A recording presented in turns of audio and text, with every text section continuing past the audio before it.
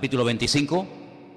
La lectura que se leía esta tarde, espero que hayan podido prestar atención a ella, porque todo el capítulo nos habla prácticamente de esta historia, que la hemos interrumpido en el versículo 12, pero vamos a leer unos versículos más. Primera de Samuel, capítulo 25. Fundamentalmente hay ahí 4 personajes de los cuales se habla. Samuel, el famoso profeta; David, el futuro rey de Israel, que en ese momento estaba con sus hombres en el desierto de Parán, al sur de Israel, entre Israel y la península del Sinaí. Se habla también de un matrimonio un tanto extraño. El nombre del hombre era Nabal y el nombre de su esposa Abigail. Vamos a hablar hoy acerca de esta historia tan interesante que se da aquí en este libro, y voy a arrancar a partir del versículo 13. Primera de Samuel 25, a partir del versículo 13. ¿Lo tienen, hermanos? Dice: entonces David dijo a sus hombres: cíñase cada uno su espada. Y se ciñó cada uno su espada, y también David se ciñó su espada. Y subieron tras David como 400 hombres y dejaron a 200 con el bagaje. Pero uno de los criados dio aviso a Abigail, mujer de Nabal, diciendo: he aquí, David envió mensajeros del desierto que saludasen a nuestro amo, y él los ha zaherido, los ha humillado, los ha tratado mal. Aquellos hombres han sido muy buenos con nosotros, nunca nos trataron mal, ni nos faltó nada en todo el tiempo que anduvimos con ellos cuando estábamos en el campo. Muro fueron para nosotros de día y de noche, todos los días que hemos estado con ellos apacentando las ovejas. Versículo 17. Ahora pues reflexiona y ve lo que has de hacer, porque el mal ya está resuelto contra nuestro amo y contra toda su casa, pues él es un hombre tan perverso que no hay quien pueda hablarle. Entonces Abigail tomó luego 200 panes, 2 cueros de vino, 5 ovejas guisadas, 5 medidas de grano tostado, 100 racimos de uvas pasas, 200 panes de higos secos, y lo cargó todo en asnos. Y le dijo a sus criados: id delante de mí, y yo os seguiré luego. Y nada declaró a su marido Nabal. Montando un asno, descendió por una parte secreta del monte, y he aquí David y sus hombres venían frente a ella, y él le salió al encuentro. David había dicho: ciertamente en vano he guardado todo lo que éste tiene en el desierto, sin que nada le haya faltado en todo cuanto es suyo, y él me ha vuelto mal por bien. Así haga Dios a los enemigos de David, y aún les añada que de aquí a mañana, de todo lo que fuere suyo, no ha de dejar con vida ni a un varón. Cuando Abigail vio a David, se bajó prontamente del asno, y postrándose sobre su rostro delante de David, se inclinó a tierra. Versículo 24 dice: se echó a sus pies y dijo: Señor mío. Esta expresión, Señor mío, si seguís leyendo el capítulo, la vais a encontrar 13 veces. En 13 ocasiones, Abigail le llama a David Adoní, Señor mío, no Adonai, que es el nombre de Dios, ¿no? Sobre mí sea el pecado, mas te ruego que permitas que tu sierva hable a tus oídos y escucha las palabras de tu sierva. No haga caso ahora, mi señor, de ese hombre perverso de Nabal, porque conforme a su nombre, así es él. Él se llama Nabal y la insensatez está con él. Mas yo, tu sierva, no vi a los jóvenes que tú enviaste. Ahora pues, Señor mío, vive el Señor, vive tu alma, y que el Señor te ha impedido el venir a derramar sangre y vengarte por tu propia mano. Sean pues como Nabal tus enemigos y todos los que procuran mal contra mi Señor. Ahora este presente que tu sierva ha traído a mi Señor sea dado a los hombres que siguen a mi Señor. Y yo te ruego que perdones a tu sierva esta ofensa, pues el Señor de cierto hará casa estable a mi Señor, por cuanto mi Señor pelea las batallas del Señor, y mal no se ha hallado en ti en todos tus días. Si seguís leyendo la historia, que es por cierto muy interesante, vais a ver que las palabras de Abigail tuvieron tanto poder que pararon la ira de David y de sus 400 soldados. Pero antes de seguir con la historia, vamos a orar un momentito. Cierra tus ojos ahí donde estás y vamos a prestar atención a esta historia tan interesante, de la cual vamos a aprender una serie de cosas que yo creo muy prácticas para nuestra vida. Señor Jesús, te damos muchas gracias en esta tarde por tu presencia entre nosotros. Te damos gracias porque tu palabra siempre habla, tu palabra es maravillosa, tu palabra es viva, es poderosa, Señor.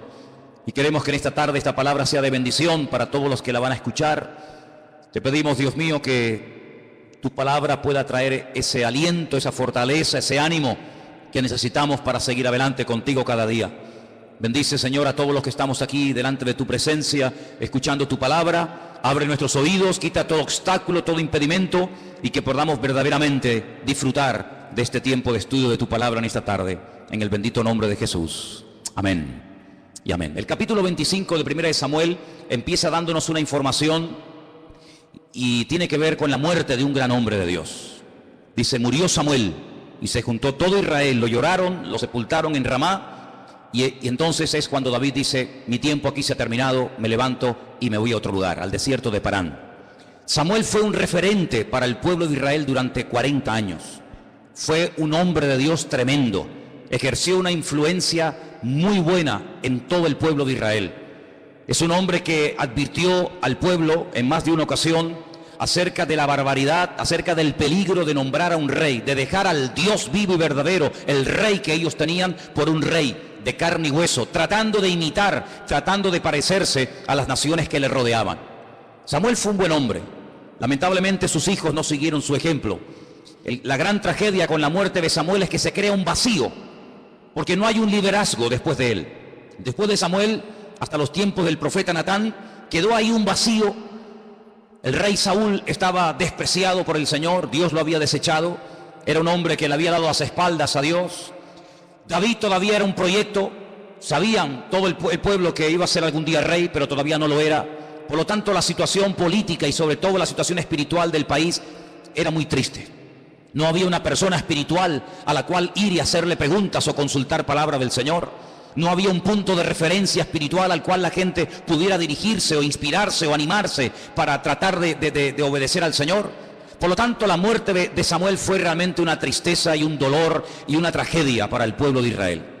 Pero dejando este dato que nos da el primer versículo, vamos a meternos en la historia que el capítulo 25 de Primera de Samuel nos cuenta. Aquí aparece un matrimonio, yo diría un matrimonio raro, un matrimonio extraño. No podemos decir que tal era para cual, en este caso todo lo contrario. Me he preguntado muchas veces, ¿qué hacía esta mujer con este hombre? Vamos a ver las diferencias entre uno y otro. Cuando uno ve un matrimonio, cuando uno ve una familia integrada, los hijos, el padre, la madre, sirviendo al Señor, adorando, honrando al Señor, es una bendición. Pero lamentablemente a veces hay matrimonios en los que o él es muy espiritual y ella, permítame la expresión, pasa de todo, o ella tiene un interés tremendo por las cosas del Señor y él es como un bulto al lado de ella que prácticamente está por estar. Este era el caso de este matrimonio. Fíjate que el nombre de este hombre es un nombre que realmente es increíble. Dice que se llamaba Nabal. Hay dos salmos en la Biblia que son exactamente iguales, el Salmo 14 y el Salmo 53, exactamente iguales. Y los dos empiezan con la siguiente expresión: dice el necio en su corazón, Dios no existe. La palabra necio, idiota, estúpido, es la palabra Nabal. Así es como se dice esas expresiones, con la palabra Nabal. Pero no solamente Nabal habla de una persona tonta, de una persona idiota, de una persona necia, sino que nos describe más bien la indiferencia, la apatía, incluso a veces hasta la arrogancia en la persona que recibe ese título. Porque no cabe la menor duda de que hay que ser muy arrogante y muy soberbio y muy torpe al mismo tiempo para declarar abiertamente que Dios no existe. Y este era el gran problema de este hombre. Un hombre que todo lo que la Biblia nos dice de él es que tenía cosas, tenía. Pero sin embargo, las características de su mujer, de Abigail, cuyo nombre significa Dios es mi gozo, Dios es mi regocijo, son completamente diferentes. Quiero que volvamos a leer en el versículo 3. Aquel varón se llamaba Nabal, tonto, insensato, idiota, también significa. Su mujer Abigail, Dios es mi gozo. Era aquella mujer, no dice tenía, dice que era. ¿Cuántas veces yo he dicho que en la vida es más importante ser que tener? Hay un refrán que dice, eres tan pobre, que lo único que tienes es dinero. Eso es lo que tenía Nabal.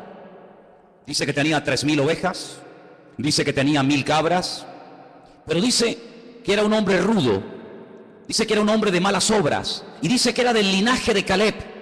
Es curioso porque el nombre Caleb, y sabéis que hay un personaje muy bueno en la Biblia que se llama Caleb, tiene una doble traducción, porque Caleb significa todo corazón, pero también significa perro, porque al perro en hebreo se le llama todo corazón, Caleb. ¿Por qué dice la Escritura que era de la familia o de la descendencia de Caleb? Porque indirectamente nos está hablando acerca de cómo era su carácter. Era un perro como persona, una persona avara, una persona que dice que tenía, versículo 2, 3.000 ovejas y 1.000 cabras, pero en el texto original no dice tenía, sino dice veló, y veló significa para él. Es decir, que la Biblia nos está describiendo que era una persona avara, una persona que a pesar de que tenía tanto y que podía ser feliz en la vida y al mismo tiempo alegrar también a los demás, todo cuanto tenía lo quería solamente para él. Era una persona con el puño, con la mano cerrada. Le pasa lo que le pasó a aquel niño que una vez su abuela le dijo: no metas la mano en el jarrón, y desobedeciendo a su abuela el niño metió la mano en el jarrón y vio que en el fondo había una moneda y la cogió y empezó a gritar porque no podía sacar la mano. Y empezó a gritar y se asustó. Y la abuela vino y le dijo: cuando abras la mano y sueltes la moneda, podrás sacar el brazo. Hay muchas personas que van por la vida con el puño cerrado. Son capaces de expresar una emoción, un sentimiento. ¿Cuántas veces hemos hablado con jóvenes? Y una de las espinas que tienen clavada en su corazón es que nunca su padre se le acercó para decirle un te quiero o para darles un beso. Y es algo que les ha marcado de por vida, aunque a algunos les resulte increíble aceptar eso. Pero Nabal era una persona que no se merecía la mujer que tenía. La pregunta es, ¿cómo fue capaz una mujer tan sabia, tan hermosa, por dentro y por fuera, tan inteligente, y ahora hablaremos de eso, de casarse con semejante personaje? La mayoría de los comentaristas dicen que lo más probable no es que ella escogió casarse con él. Los matrimonios se amañaban desde que eran prácticamente niños. Y seguramente los padres de Abigail querían que se casara con un hombre rico, con una persona con buenas posesiones, independientemente si era o no era espiritual. Independientemente si era una buena o mala persona, lo importante era que su hija se casara con un hombre rico, que le diera una buena vida, una buena casa, buenas ropas, buenas cosas. Sin embargo, no se dieron cuenta de que metieron a su hija en la boca del lobo. Seguramente ella no escogió casarse con ese hombre, pero las circunstancias de la vida así fueron. Dice la Biblia en el versículo 3 que esta mujer era de buen entendimiento, Tobá Segel. Y esa palabra entendimiento, Segel, fíjate cómo se puede traducir. Lógicamente por entendimiento, discernimiento, prudencia, capacidad de entender, inteligencia, comprensiva. Era increíble, hermanos. Espiritualmente hablando, ella le daba 20.000 vueltas a este hombre. De él se habla de lo que tenía, de ella se habla de lo que era. Y cada uno en la vida, tarde o temprano, tendrá que tomar una decisión. ¿Quiero ser o quiero tener? Lamentablemente vivimos en unos tiempos en los que parece que la gente importante, a los que se les abren las puertas, son a los que tienen cosas. No a los que son honrados, a los que no dicen mentiras, a los que quieren vivir en fidelidad, a los que quieren vivir con armonía con los demás. Parece que eso ya no está de moda. Sin embargo, fíjate las vueltas que da la vida. Para poder entender esta historia hay que conocer las leyes del desierto. En el desierto hay muchas bandas que se dedican a robar y a matar a la gente. Pero David, que vivía en el desierto con 600 hombres, él también podía haberse encargado de amargarle la vida y de robar a la gente, pero no lo hacía. La Biblia nos enseña que David con sus hombres durante muchos años protegió a los rebaños de Nabal sin ser suyos. David fue capaz de proteger a los siervos de Nabal, aunque no eran sus siervos ni sus soldados. Y cuando llegaba el momento de esquilar a las ovejas, la costumbre, la ley del desierto era que aquellos hombres que se habían jugado la vida por ti, que te habían protegido, que te habían cuidado, sin tener que hacerlo, tú los recompensaras de alguna manera con comida, con algún detallito. Y esa ley del desierto hasta hoy en día existe, hasta hoy en día está en vigor. David no le está pidiendo joyas, David simplemente le está pidiendo algo de comer. Y no es que no se lo ha ganado, sino que le dice: oye, te hemos protegido, te hemos cuidado, te hemos ayudado. Cuando han venido a atacar tus rebaños, nosotros hemos estado allí. Uno de los siervos de Nabal dice: esta gente para nosotros han sido como un muro de protección. De noche y de día siempre han estado velando por nosotros. ¿Qué más le daba a Nabal? Matar un par de ovejas, repartir un poco de su comida a personas que al fin y al cabo lo habían tratado a él de maravilla. Pues no. Nabal dice, ¿y quién es este David? Todo el mundo en Israel sabía, todo el mundo sabía que el futuro pasaba por David. David no era un desconocido. Desde jovencito que mató al gigante Goliat hasta este punto de la historia, todo el mundo sabía a través de las enseñanzas y de la influencia de las predicaciones del profeta Samuel que el rey Saúl había sido desechado por el Señor y que el segundo rey de Israel no sería Jonatán, sino sería David, el hijo de Isaí. Todo el mundo lo sabía. Cuando él dice, ¿y quién es este David? ¿Por qué tengo yo que compartir con él mi pan? ¿Por qué tengo yo que tratarlo bien a este hombre? David, evidentemente, un hombre de guerra, un hombre con un temperamento tremendo, no puede aceptar bajo ningún concepto que se le trate de esa manera. Él deja 200 soldados en el desierto cuidando el bagaje y dice que se va en contra de Nabal con la firme determinación de destruirlo y de acabar con él. Y nada le iba a parar, hermano, se lo puedo asegurar. La noticia le llega a la esposa de Nabal. La noticia le llega a esta mujer. Esta mujer sale a su encuentro no con las manos vacías. Aquí hay muchas enseñanzas que recibir. Ella sabe que la ira de David no es fácil aplacarla. Ella sabe que es muy difícil frenar a este hombre con sus 400 soldados que vienen a tomar venganza. Pero ella no sale con las manos vacías, sino sale con un presente enorme que lo hemos leído en esta tarde. Muchos panes, ovejas y muchas cosas que le dio a David. Lo trata con un respeto, se postra ante David, lo llama en 13 ocasiones mi señor, mi Adoní. Se echa la culpa a ella diciendo, mira, yo no sabía que tus jóvenes, que tus soldados fueron a mi casa a pedir alimento, yo no lo sabía. Si yo lo llego a saber, esto no llega a ocurrir. No tengas en cuenta la mala actitud de mi marido, porque tú sabes que él es un insensato, es un idiota, porque se llama así, y él hace honor a su nombre. Por lo tanto, yo lo que te pido es que tengas misericordia, porque además quiero que pienses esto. Si tú hoy tomas venganza, si tú hoy matas a él y a mucha gente inocente, el día de mañana te va a carcomer la conciencia. Y tú no tienes necesidad de tomar venganza, porque el Señor que está contigo y te va a construir un buen reino y vas a ser una persona bendecida y prosperada, el Señor se va a encargar de defenderte y de poner a tus enemigos por estrado de tus pies. Mira, fue tal el poder de convicción de Abigail que el rey David dice en el versículo 32, bendito sea el Dios de Israel que te envió para que hoy te encontrases conmigo. Bendito sea tu razonamiento y bendita seas tú que me has estorbado hoy de ir a derramar sangre y a vengarme por mi propia cuenta. Vive el Señor Dios de Israel que me ha defendido de hacerte mal, que si no te hubieras dado prisa en venir a mi encuentro, he aquí mañana no le hubiera quedado con vida a Nabal ni un varón. Las palabras de Abigail apaciguaron la ira del rey David. Dice que la blanda respuesta aplaca la ira. ¿Lo habéis leído en Proverbios? La Biblia nos enseña que David se da media vuelta y se marcha. Cuando su mujer Abigail llega a la casa, se encuentra a su marido totalmente borracho. Es imposible hablar en ese momento con él. Espera al día siguiente. Y cuando ya al día siguiente digamos que está sereno, fuera de los efectos del alcohol, le dice, te voy a contar algo. Tú presumes mucho de tu dinero y de tus ovejas y de tus posesiones materiales. Pero si tú supieras, ayer David, con 400 hombres, estuvo dispuesto a venir aquí y arrasar con todo lo que tiene y cortarte la cabeza.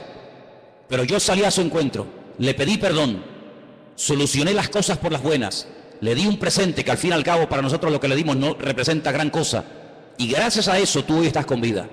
Dice que en ese momento este hombre se queda como petrificado, dice que el corazón se le hizo como de piedra, se quedó sin palabras, y dice en el versículo 38, 10 días después el Señor hirió a Nabal y murió.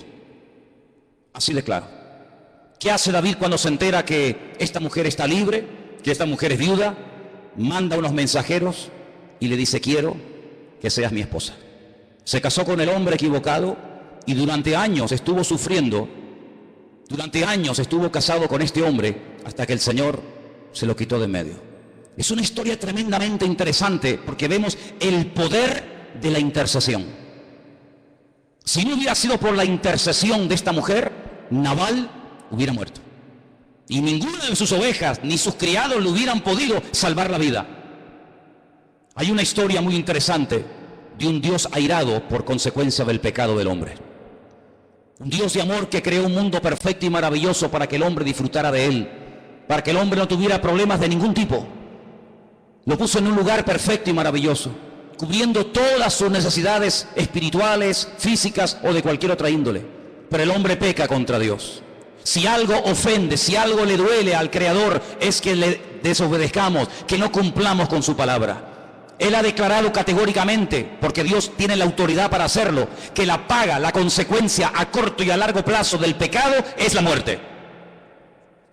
Dios ha estado airado con la humanidad durante siglos, y a lo largo de la historia todo lo que fue proveyendo para calmar su ira por el pecado eran simplemente sacrificios de animales que sustituían temporalmente, que preparaban psicológicamente al hombre para que el día de mañana llegara a la conclusión de que la sangre de los toros y de los machos cabríos, los sacrificios humanos, no pueden de ninguna manera aplacar la ira de Dios a consecuencia del pecado.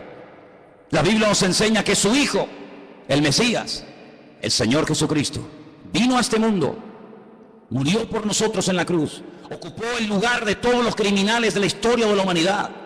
Libre y voluntariamente decidió morir por todos los adúlteros, fornicarios, mentirosos, terroristas, secuestradores, violadores. Él ocupó el lugar de todos y cada uno de los seres humanos que existieron antes que Él, durante su existencia y después de Él, los que aún no habían nacido. Cuando muere en la cruz del Calvario, porque la paga del pecado es la muerte, el Padre, sabiendo que Él era justo, que Él no había cometido ningún pecado, pero que Él por amor sustituye, ocupa el lugar del hombre, lo resucita al tercer día. Cuando el Hijo llega a la presencia del Padre con sus manos manchadas de sangre y con sus manos horadadas y sus pies traspasados y su costado también, le dice: Padre, he hecho todo cuanto me pediste, he ocupado el lugar del pecador, he derramado mi sangre, cancelada está la deuda. La ira del Padre quedó aplacada y ahora hay un decreto divino que dice que todo el que crea en Él no se pierda, mas tenga vida eterna. El poder de la intercesión hizo que 400 hombres soltaran sus espadas de las manos y se fueran, por así decirlo, con el rabo entre las piernas y se fueran por su camino sin mover ni una sola hoja. La obra del Señor Jesucristo en la cruz del Calvario dejó mudo al diablo, paralizó al infierno y ahora ha traído un aire de frescura y de libertad a la humanidad. De tal manera de que podemos vivir en victoria, podemos vivir con gozo, podemos vivir con paz, porque así como Abigail significa Dios es mi gozo, ahora nosotros hemos conocido al Dios de Abigail y podemos decir que Él ha cambiado nuestro lamento en baile y que el gozo del Señor es nuestra fortaleza. ¿Cuántos dicen amén? Por eso ahora el Señor Jesucristo, ¿qué es lo que está haciendo? Si teóricamente acabó con la obra, si Él ya lo hizo todo, si Él derramó su sangre, si Él resucitó al tercer día, ¿dónde está y qué está haciendo ahora el Señor en estos 2000 años? La Biblia nos enseña que está llevando a cabo un ministerio tremendo y es el de interceder ante la diestra de Dios Padre para que tú y yo no caigamos, para que tú y yo no resbalemos, para que tú y yo podamos vencer al pecado, al desánimo, a la depresión, a la duda, a la soledad, a la angustia o a lo que sea. Y por eso Él está a la diestra de Dios Padre cada mañana orando por ti, cada tarde orando por ti, cada noche orando por ti. Aún durante la noche el Señor cada día ora por tus hijos, ora por tu esposa, ora por tu salud, ora por cada uno de nosotros. Y si estamos en pie no es porque nos lo merezcamos, no es porque seamos más dignos que nadie, sino es por los méritos de Cristo, por las oraciones de Él a nuestro favor. Porque si no fuera por eso, probablemente ya muchos de nosotros hubiéramos tropezado y caído, y sabe Dios dónde estaríamos en esta tarde, si no fuera por la oración de intercesión diaria y permanente de nuestro Dios a nuestro favor. ¿Cuántos dicen amén? Pero ahora también el Señor ha delegado a la iglesia esa responsabilidad, la de interceder, la de clamar por el mundo. Porque vemos a una mujer orando por su marido, vemos a una mujer intercediendo, suplicando piedad y misericordia por su marido, pero también vemos el ejemplo de Moisés, que dice la Biblia que en lo alto del monte Sinaí, Dios le informa, Dios le dice que el pueblo se ha corrompido. Tu pueblo se ha corrompido, han construido un becerro de oro y lo están adorando.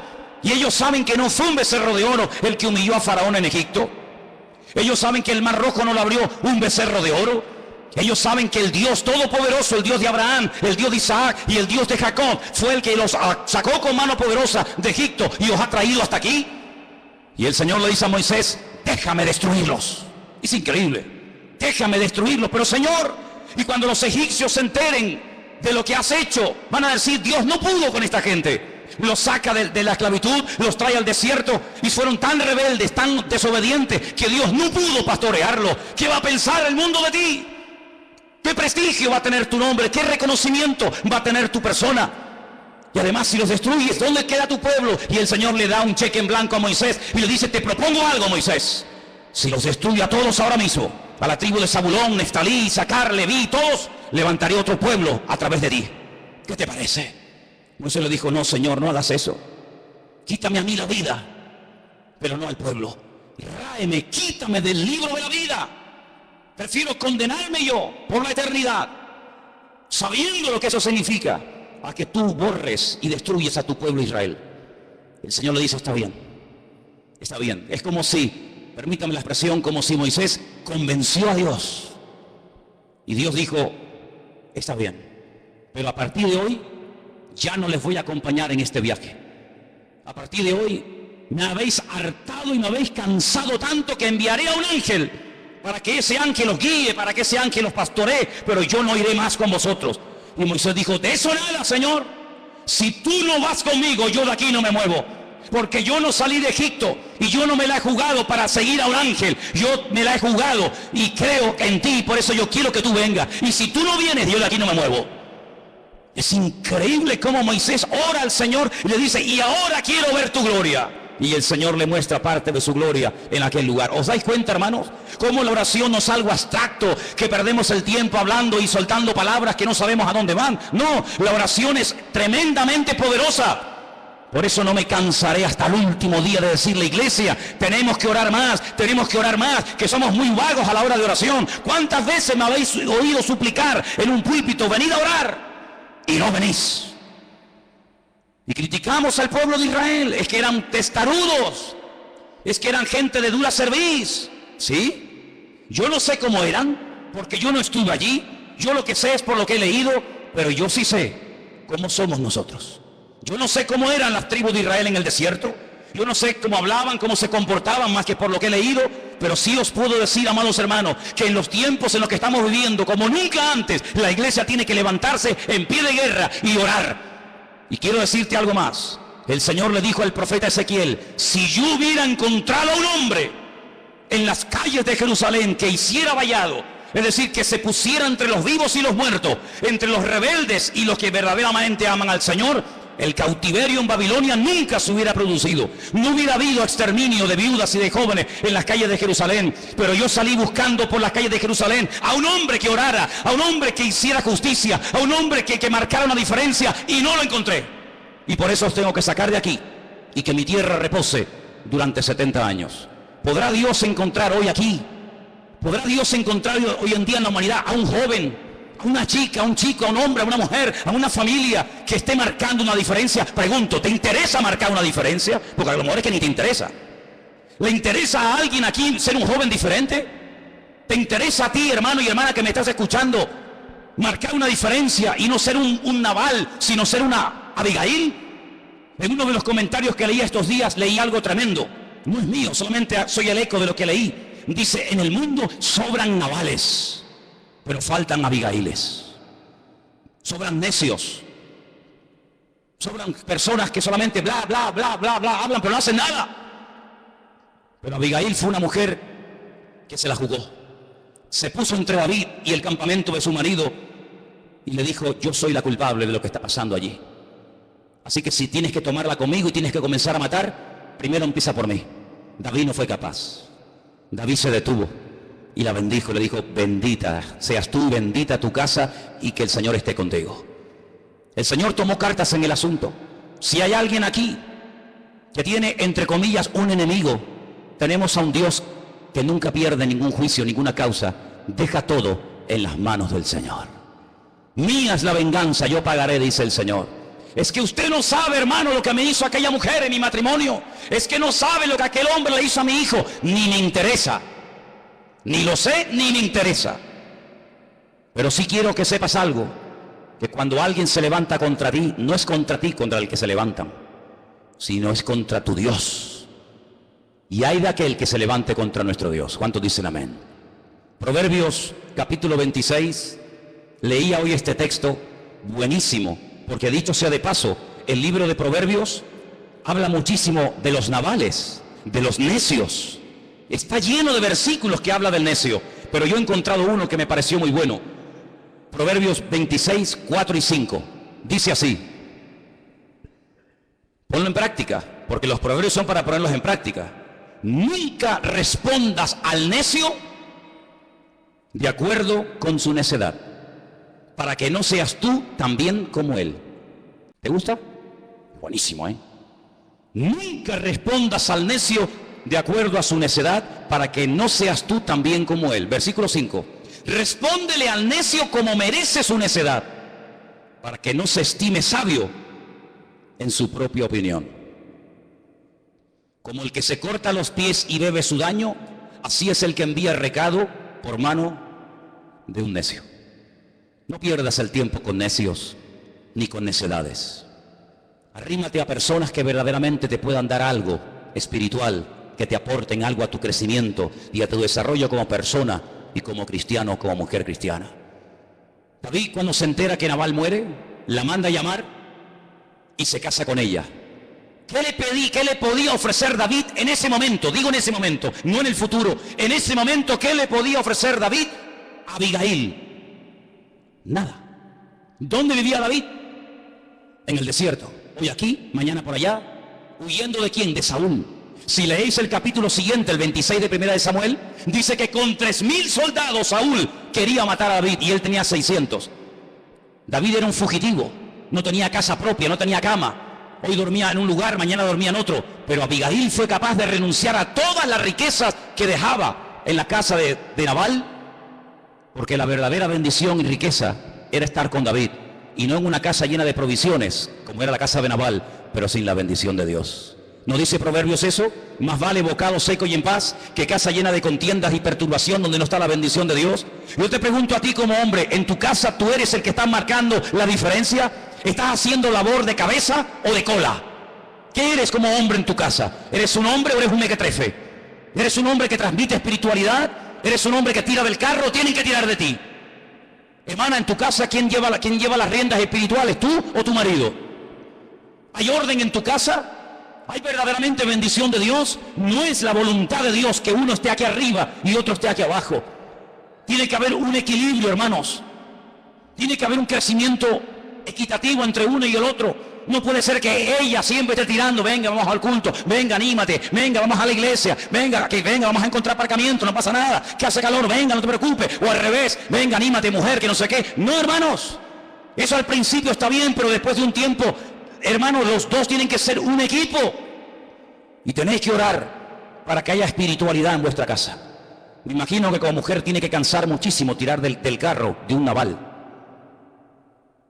Y me imagino que tiene que cansar tarde o temprano para un hombre estar todo el día tirando de los hijos o tirando del hogar. Pero Dios quiere en esta tarde a todos y a cada uno de nosotros darnos fuerzas para que tanto nuestros hijos como los maridos y como las esposas seamos gente verdaderamente espiritual, que amen y sirvan al Señor con toda su alma y con todo su corazón. ¿Cuántos dicen amén? Si tu marido no es espiritualmente lo que te gustaría tener, ora, intercede delante del Señor. A veces oramos para que Dios haga milagros y el primer milagro que tiene que hacer es el que está sentado a tu lado, o viceversa. Pero tenemos un Dios todopoderoso que puede hacer maravillas y que puede sorprendernos. Pídanle, chicas solteras, a Dios un hombre espiritual. Muchas buscan al alto, rubio, rico, de ojos azules, pero por dentro es un idiota y un imbécil.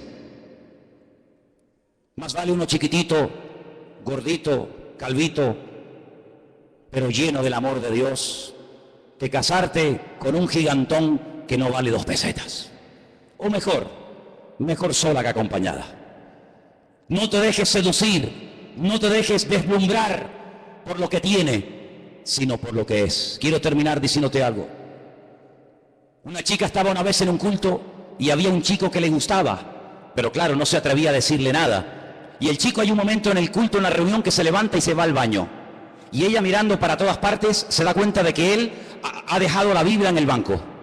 Ella abre la Biblia de él y va página por página, por Proverbios, por los Salmos, por Mateo, por Ezequiel, por el Apocalipsis, por San Juan, y se da cuenta de que toda la Biblia la tiene subrayada, y bien marcada y llena de anotaciones. Y ella dijo en su corazón: una persona que lee tanto la Biblia y que la estudia tanto no puede ser un idiota, tiene que ser un hombre de Dios. Y con el paso del tiempo, pues llegó a casarse con ese hombre, y hoy en día esas dos personas están en el ministerio sirviendo al Señor. ¿Qué le parece? Amados hermanos, las posesiones materiales no se las pudo llevar Nabal con él. Las posesiones materiales son para que seamos generosos, para la extensión del reino de Dios, sí, para hacernos la vida más cómoda y más fácil, pero no te olvides que son bienes pasajeros. Y a veces lo que consideramos de tanto valor para nosotros, para Dios no tiene ninguno, o viceversa. Se encontró una vez una moneda de 50 céntimos con un billete de 100 euros y le dijo: ¡Hey! ¿Qué tal? ¿Cómo vas? Y el de 100 euros le dijo: yo, de casino en casino, me va la vida de maravilla. Vivo en casas a todo lujo, no me falta absolutamente de nada. Y a ti, monedita de 50 céntimos, ¿qué tal te va la vida? Dice: yo, de iglesia en iglesia, domingo tras domingo, saltando de congregación en congregación. Vamos mañana al supermercado con 50 euros y no llegan a nada, ¿sí o no? 50 euros, hermano, hasta, vamos a decir, hasta con 100 euros se va hoy en día al supermercado a hacer una compra, y ¿verdad que se queda tan corto el dinero? Qué pequeños son billetes de 100 euros cuando queremos hacer la compra del mes, y qué grande es un billete de 50 o de 100 euros cuando venimos a la iglesia. En un lugar es tan pequeño y en otro lugar es tan grande, ¿no? Amados hermanos, la riqueza más grande que tenemos es que lo tenemos al Señor en nuestros corazones. ¿Cuántos dicen amén? Denle un aplauso al Señor en esta noche. Aleluya. Gracias, mi Dios. Gracias, Señor Jesús. Te alabamos, Señor. Cierra tus ojos ahí donde estás, hermano. Vamos a prepararnos para tomar el pan y el vino.